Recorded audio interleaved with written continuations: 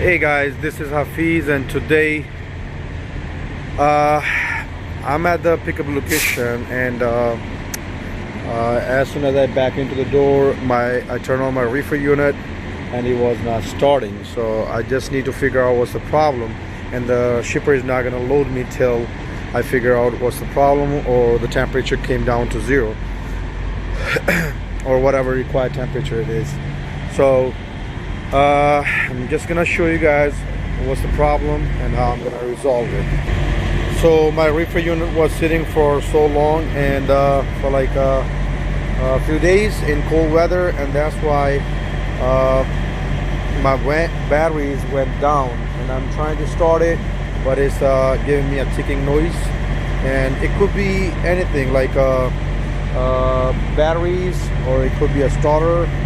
So most likely it's a low battery problem in cold weather. So the first thing, I'm going to start the truck, and I'm going to get a jump start from my truck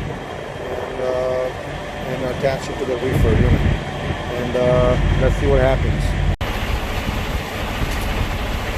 That's when I you can hear the noise, like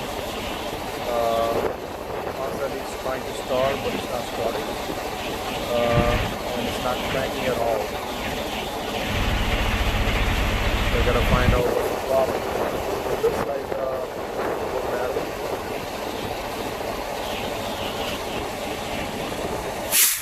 And the screen just went off.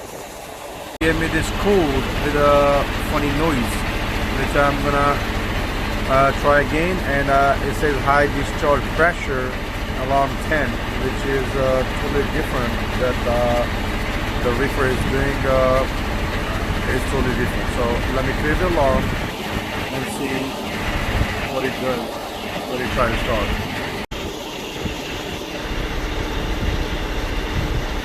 We need to check the voltage gauge. This is coolant temperature, okay, oil pressure low, amps is 0.5, and the battery voltage, as you can see, is 11.3, so the battery is down. Okay, so I'm going to get a jump start from the truck and try to start it again. Alright, so I just got a jump start from my truck, and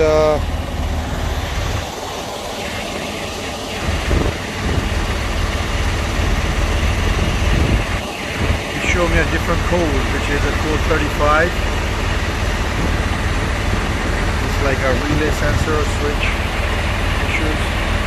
Before it was code 10, so it's showing me different codes. I look at the gauges now because I have the jump start from a truck. Now you can see the voltage went up a little bit. Yes, like 12.3. So I'm gonna wait till it reaches to 13 or 14. And then I'm going to try to start it. Alright, so while I'm charging my battery from my truck, I just came and noticed the belts, because it might not be charging the battery properly. So this is the alternator right here, and you can see these belts. So if you push it, it looks okay. It's not that tight or loose. And this one, if you see, there's a lot of play in there in this belt.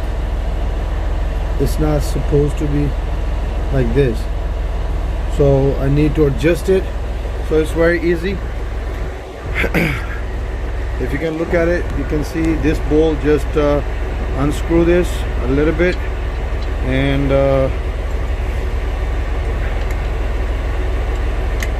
hammer it all the way up.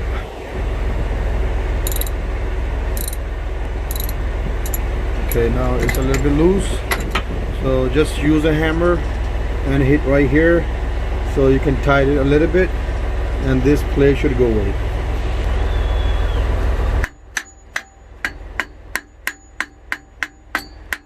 As you can see, it's going up, and yo!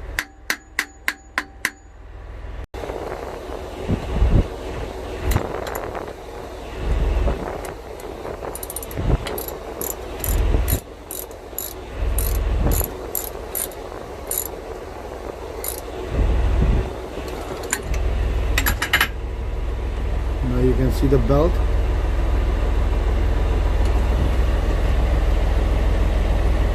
It's same like this, so there's not much play there.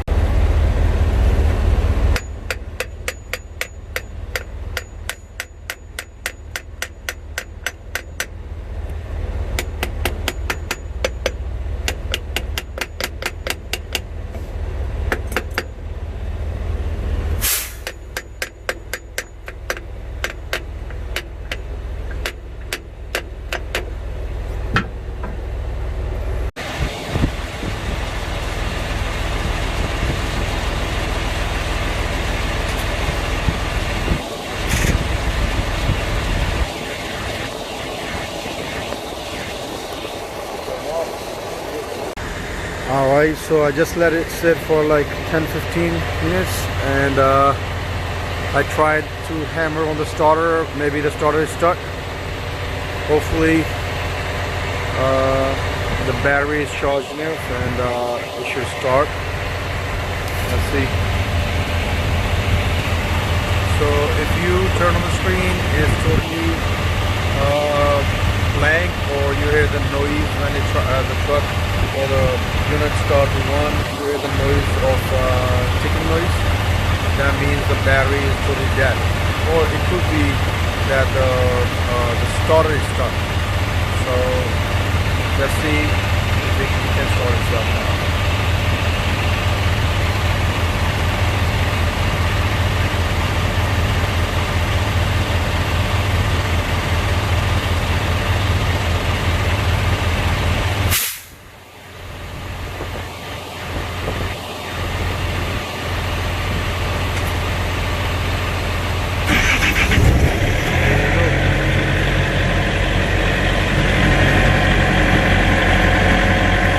Just let it sit for like 5-10 minutes, and the batteries were totally dead, and that's why it was not starting. And it also looked like the starter was stuck.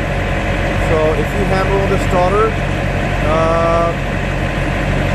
it actually opens and the truck starts. I mean, the unit starts. So I hope it helps you guys out. And mostly this problem happens in the winter time, or if the alternator belt is loose, it's not charging